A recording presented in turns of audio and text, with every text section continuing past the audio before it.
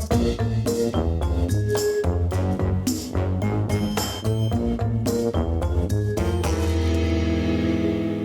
everybody, Garcia here, and today I'm going to be comparing Rise of Augustus here with its new reprint and retheme via Magica.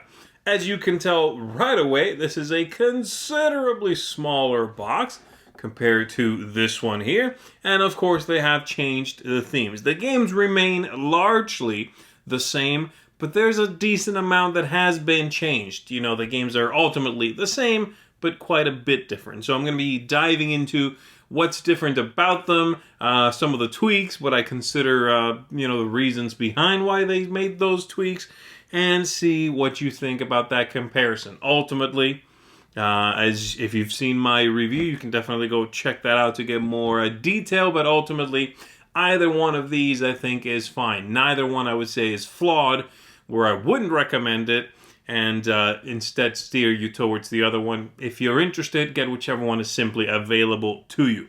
So, having seen the looks here on the covers, having seen the box sizes, let's go ahead and dive into it. I will say simply about the game itself that it is a bingo style game in which you are achieving goals, completing little objectives, gaining bonuses throughout, and ultimately trying to have the most victory points. So, let's go ahead and take a closer look. Here we've got the cards the players are going to be completing, the central heart of the game, as well as the tokens they'll be using to complete those. These two are basically the equivalent of each other. They are a card type, in this case green, a green province. Over here, this lightning symbol is the type. And then they've got the things necessary to complete them. In this case over here, they are, various Roman symbols or items. Over here, magical elements, right? So air, water, shadow. Over here, some crossed swords, dagger, a shield, things like that. So the different cards will come in different types, like I said. These are all going to be different magical or fantastical creatures with 4 different colors, as you can see there. And then over here, we've got 3 types of provinces as well as characters. So provinces being colored, green. We've got these in that pink-purple color. And then one more, somewhere in here, that burnt orange color. And then the 4th kind is characters, such as this one here. All right, victory points in the corner. Same thing over here. Now, let's take a look at a couple of things regarding these cards more specifically. So I'll just leave one of each on the table. As the different items are called out, the players are going to use their tokens to mark the spaces. So for example, air or crossed shields, crossed swords in this one means I would put that token there or that token there, like so. I will say I like the new style, the new graphic design on this, because the flags are at the top. They do not block your view, as opposed to, if we call water here, the equivalent being the shield in this one, it might block your point of view as to what's right above it. I've played with several people who like to place the character on their side and just off of the line so that they can see what's behind it.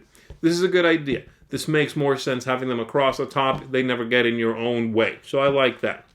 Now, taking a look at the card sizes and card quality, they're comparable. These are large. Card quality, though, takes a major drop when we take a look at the new one here. This previous one has a really lush linen finish. The card quality is excellent.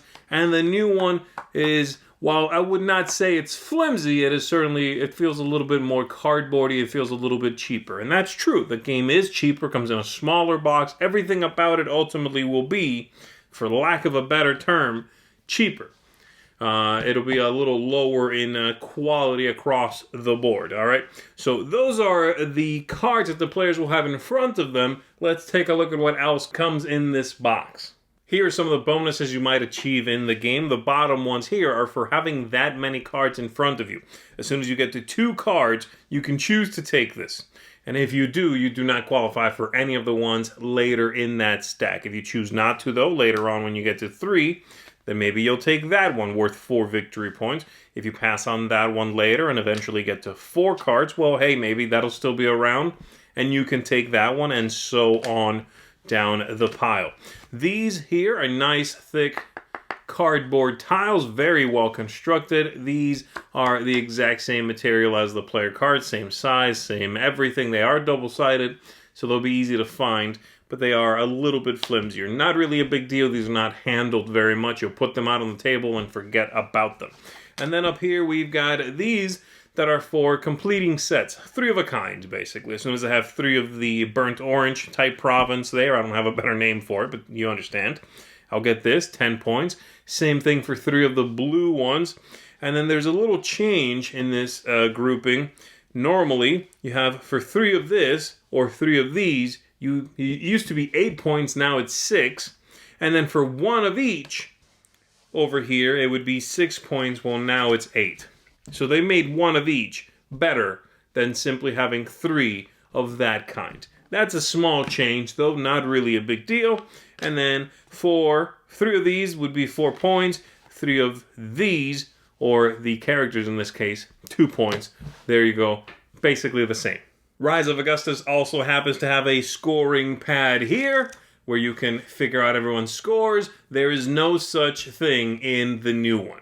Here we've got little reminders for the players as to what are the contents of the bag from which we'll pull the tokens and which will prompt you to place your pieces on the cards, okay? So everybody gets 1 of these. Not a big deal, just a little reminder. And then the actual bags themselves with the actual content. Here we've got Augustus, and here we've got Via Magica. So they're largely the same, not quite the same size. The Augustus ones are a little bit larger, and they are, again, higher quality tokens. These are better cardboard, linen finish on the cardboard. They feel a little bit sturdier. These are a little lower quality. Still extremely easy to tell apart, though, for both sets, and they work very well. They come with the included bags. Bags are fine. This one is, I would say, about equally thin as the one in the Augustus box, so not a big deal there. I could just see these showing perhaps a little more wear and tear on the edges if you play a lot, but I don't see that as being really a problem. That will not impact playability of this game at all. And I do think they look great. They are very bright, very easy to tell apart. Even if the person pulling them is not calling out the name, you can just throw it on the table. Everybody sees exactly what it is. Same thing for these. I just like the build quality a little bit better on these, the original ones. And yes, they are a little bit larger, which is, a nice touch as well. So let's go ahead and talk about a couple of differences between the two. Most everything I've showed you is just the comparison between the new components and the previous components. But there are a few changes, besides that small one I showed you already, between these 2 editions that I would say make the new printing clearly more targeted towards a younger crowd, a more, a more family setting, a lighter, sillier sort of play session, right, than the previous one. So let me show you what I mean by that, some of the things that were removed from the original one to make it so. So let's go ahead and take a look. A couple of things they've done. The cards in the original one included some that had negative powers, and by that I mean that were a negative effect upon an opponent at the table. Once I completed this card, if it had a red flag, such as this one or this one here, I would do something to another player at the table, something to pull them back. Those kinds of effects have been completely removed from the new game here. There's nothing like it. I think that's also why there are now more repeats in this deck, which is also why there's a new rule which says you cannot take the same card twice. So if I already have this card completed or in front of me and I'm working on it, I can never take this exact card with this illustration again. That was not a rule in the original one. It didn't matter, okay? So that's one thing they got rid of. Something else they got rid of was yet another goal. I've already shown you all of these goals here, as well as these goals. Well, there were 2 more that have been completely removed, and those are the gold and the wheat. These were sort of the hot potato goals. As soon as anybody took a card and completed it, I should say, that showed gold, such as seen there, or showed wheat, such as seen there, you would take the corresponding token. So I complete that, I've got that token. As soon as anybody else gets another one, though, they take it from me. If I then go up to 2, I'll take it back from them, and so on. So getting just as many as the last player who had any was enough to take this away, and at the end of the game, whoever still had it, that would be 5 points. They took these 2 things away from the new one. There is nothing like it. That's not a concept anymore. And finally, and I think this is actually a biggie, they've taken away the ability to resolve ties cleanly. Here's what I mean by that. When you complete a card, so say as soon as I put the last token on this card here, or I put the last gem on this one here, I'm going to say something in the game. In this case, I'll say incantatum. In this case, I'll say Ave Caesar, something like that. And then I'm going to go through several steps, cashing that in, resolving it, taking a new one, so on.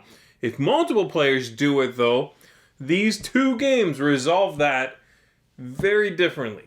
In this one, over here, if I say it and a player across the table says it, we're going to take a look at the numbers on our cards.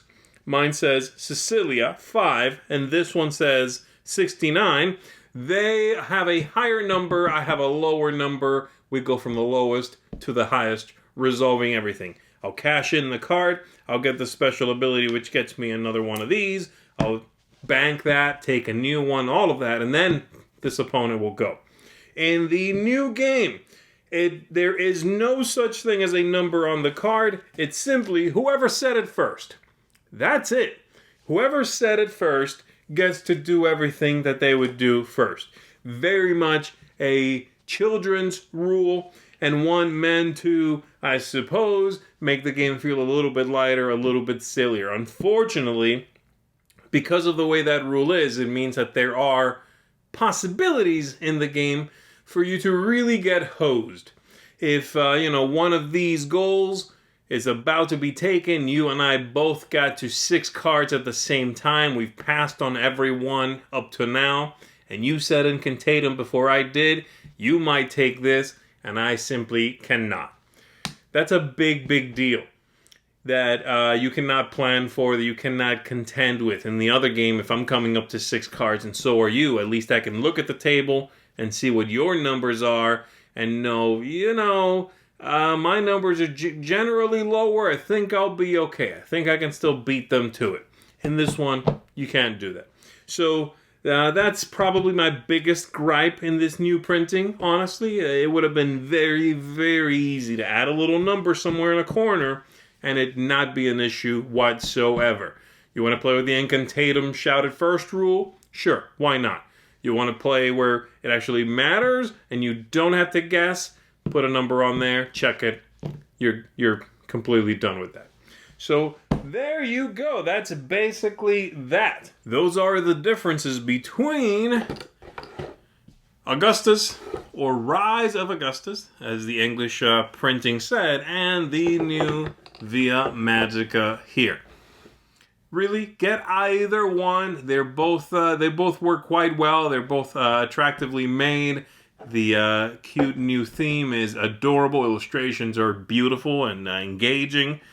And ultimately, I don't think you're going to be missing out by having either version on what the other one offers or does not offer. Take the one you can find, and I think you're going to have a good time with it.